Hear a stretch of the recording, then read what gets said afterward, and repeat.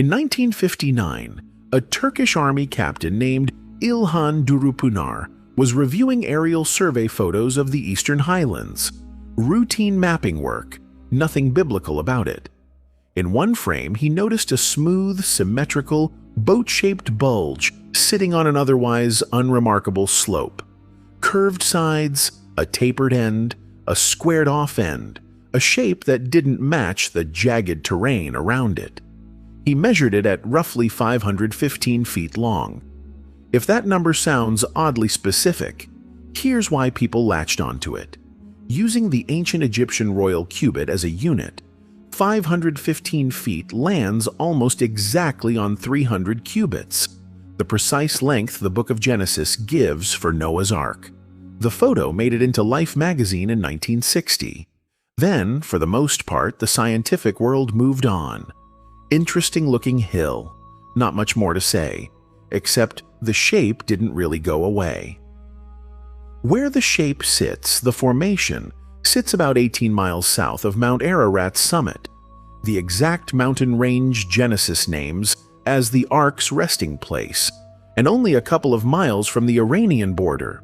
So you've got an object of roughly the right length, roughly the right shape, sitting in roughly the right mountain range. Skeptics have a very reasonable response to that. Humans are wired to see meaningful shapes in random noise. We see faces in clouds and animals in rock formations. A boat-shaped hill near a famous mountain might just be a very convincing coincidence. That's a fair starting point. It's also not the end of the story. The first instruments. In the 1980s, a marine salvage expert named David Fasold brought subsurface radar equipment to the site, the same kind of gear used to locate shipwrecks. His scans picked up something odd. Regularly spaced linear reflections running through the formation, the kind of pattern you'd expect from evenly spaced internal structure, rather than randomly fractured rock. Fasold, whose entire career was reading exactly this kind of signal, said the pattern reminded him of a hull's internal framework. That should have settled things one way or the other.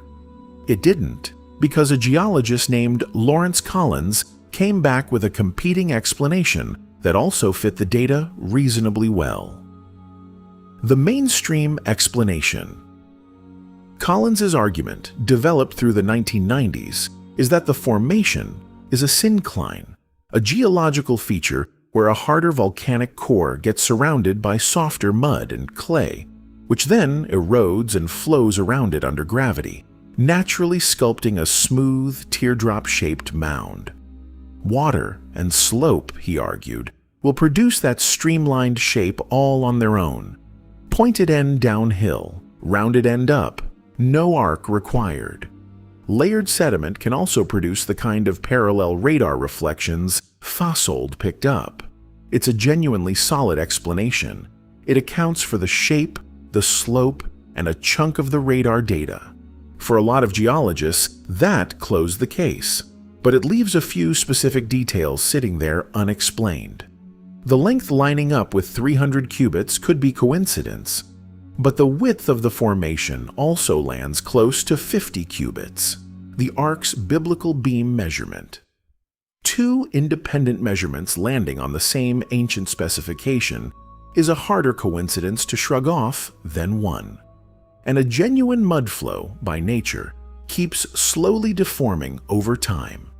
Yet photographs of the formation taken decades apart show almost no change in its outline, on an active, earthquake-prone slope where you'd expect at least some drift. The newer look. The site didn't stay frozen in the 1990s debate. Later research efforts working with Turkish universities brought modern ground-penetrating radar back to the formation, far more precise than what Fasold had access to decades earlier, and reported picking up angular, grid-like patterns underground. Straight lines at consistent spacing, crossed by perpendicular lines, running the length of the shape. That's not the kind of pattern you'd typically expect from folded sediment, which tends to read as curved, layered, and irregular rather than gridded. Soil and rock samples have also been pulled from inside and around the formation for lab analysis, with some organic material recovered from within, the shape reportedly dating to a window of roughly 3,000 to 5,000 years old, which happens to overlap with the general era ancient Near Eastern flood traditions, including the biblical account, are usually placed in. It's worth being precise about what that does and doesn't prove. Old organic material turning up in a region with thousands of years of continuous human settlement isn't inherently strange. Eastern Turkey is full of ancient debris. What's harder to explain away is any material specifically concentrated inside the boat-shaped boundary, rather than scattered evenly across the surrounding hillside, especially if it lines up with a grid pattern the radar had already flagged independently. Two different instruments, using two completely different methods, pointing at the same internal structure, is a stronger form of evidence than either one alone. That's basic corroboration, whatever conclusion you end up drawing from it. The stones nearby. There's one more piece of the puzzle worth knowing about.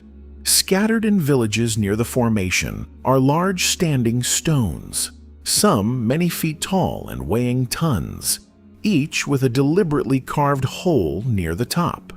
To researchers familiar with ancient maritime technology, that shape is instantly recognizable.